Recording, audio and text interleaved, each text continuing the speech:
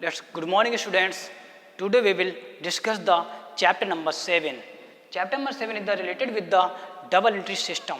Double entry system का meanings होता है when any organization record the both aspects of the transaction is known as double entry system. Double entry system एक प्रकार से एक method है जिसके अंडर में क्या होता है कि आप किसी भी ट्रांजैक्शन के दोनों एस्पेक्ट्स को रिकॉर्ड करते हैं, डेबिट और क्रेडिट।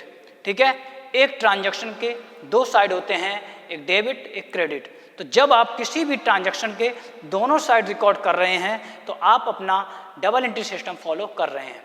बट अगर आप किसी ट्रांजैक्शन का ओनली वन साइड रिकॉर्ड कर रहे हैं, चाहे वो डेबिट हो या क्रेडिट हो, तो उसको बोलते हैं सिंगल एंट्री सिस्टम। ठीक है, तो डबल एंट्री सिस्टम में जो है वो अकाउंट्स को दो तरीके से डिवाइड किया गया है। एक आपका है पर्सनल और दूसरा आपका है इम्पर्सनल। पर्सनल और इम्पर्सनल। ठीक है, अकाउंट्स जो है आपका डबल एंट्री सिस्टम के बेस पे दो तरीके से डिवाइड किया गया है, टू टाइप्स में, पर्सनल और इम्पर्सनल। पर्सनल में आपका आ जाता है और इम्पर्सनल में। पर्सनल में आपका आएगा नेचुरल, आर्टिफिशियल और तीसरा आपका आएगा रिप्रेजेंटेटिव।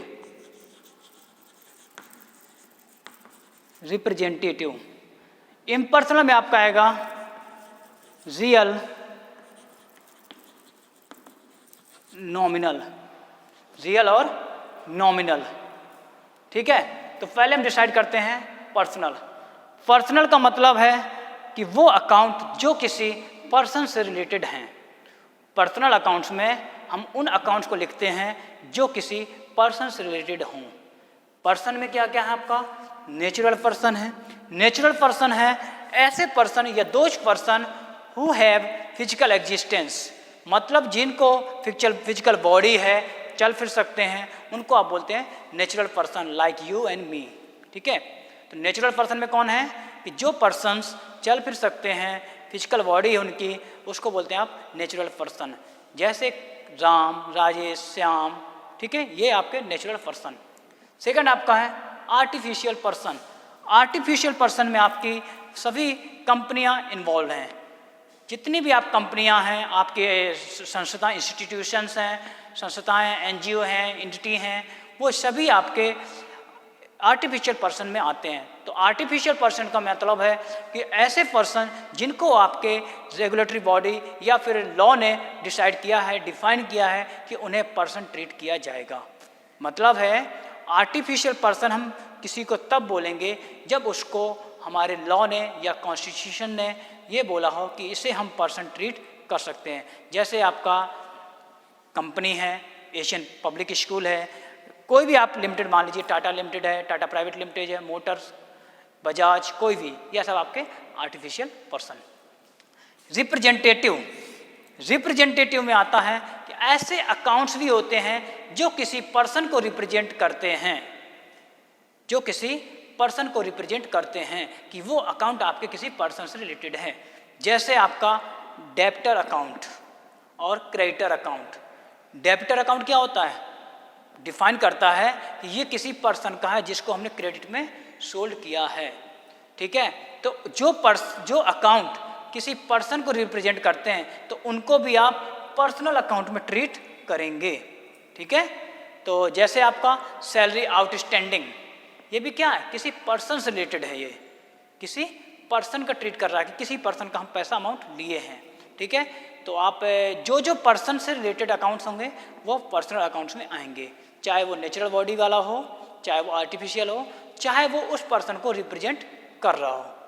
पर्सनल अकाउंट्स का रूल होता है debit the receiver, credit the giver. जो रिसीव कर रहा है उसको डेबिट करिए, जो गिव कर रहा है उसको क्रेडिट कर दीजिए। ठीक है, नेक्स्ट वन आते इम्पर्सनल। इम्पर्सनल में होता है ऐसे अकाउंट्स जिनका पर्सन से कोई भी लेना देना नहीं होता है। मतलब जिन अकाउंट्स का किसी भी पर्सन से लेना देना नहीं होता है, चाहे वो पर्सन आर्टिफिशियल हो चाहे वो नेचुरल हो, इसमें कोई भी पर्सन का नाम नहीं होगा। ठीक है, इसमें आपके दो तरीके से हैं, एक है रियल एक है नॉमिनल। रियल का भी आप कह सकते हैं, जो रियल अकाउंट है वो है आपका टेंजिबल और इनटेंजिबल, मतलब एसेट्स को डिवाइड किया गया है कि इनटेंजिबल एसेट्स होती हैं और टेंजिबल एसेट्स होती हैं। तो रियल अकाउंट्स का आपको रूल आपको मैंने पहले बताया था कि रियल अकाउंट्स का रूल होता है debit what's comes in and credit what's goes out. जो आपका आ रहा है उसको डेबिट कीजिए, जो आपका जा रहा है उसको क्रेडिट कीजिए। ठीक है, तो रियल अकाउंट्स का rule, and real accounts is the related with the all types of the assets which are available in the business.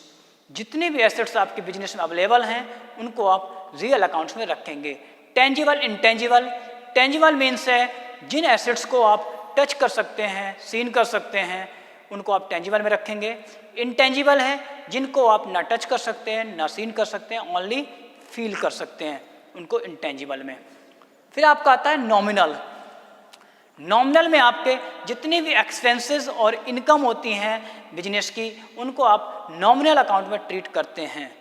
Business में जितने भी एक्सपेंस और इनकम होती हैं उनको आप नॉमिनल अकाउंट में रखते हैं, और नॉमिनल अकाउंट का रूल होता है आपको all expenses and losses are debited and incomes and gains are credited. तो आपका चैप्टर 7 इसी से रिलेटेड था कि कौन से पर्सन्स किस अकाउंट्स में आएंगे।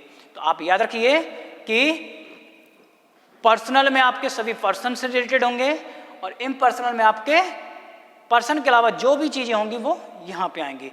पर्सनल के टाइप्स हैं नेचुरल, नेचुरल में हैं दोज पर्सन हु है फिजिकल बॉडी, ठीक है, वो नेचुरल में आएंगे, नेम्स वगैरह जिसके हैं।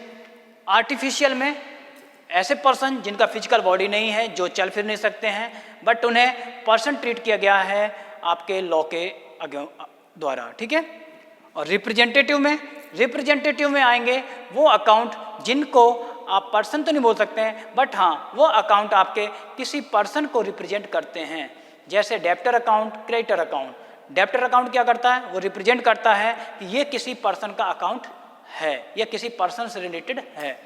तो आप याद रखिए जितने भी अकाउंट्स पर्सन से रिलेटेड हैं उनको आप पर्सनल अकाउंट्स में ट्रीट करेंगे, और जो पर्सन से रिलेटेड नहीं है उनको आप इम्पर्सनल में। ठीक है, रूल्स आपके तीनों को बता दिए हैं। ठीक है, कल से नेक्स्ट क्लास से हम लोग जर्नल पे चैप्टर पे आएंगे और वहाँ पे हम लोग क्वेश्चन स्टार्ट करेंगे। ठीक है, ओके, थैंक यू।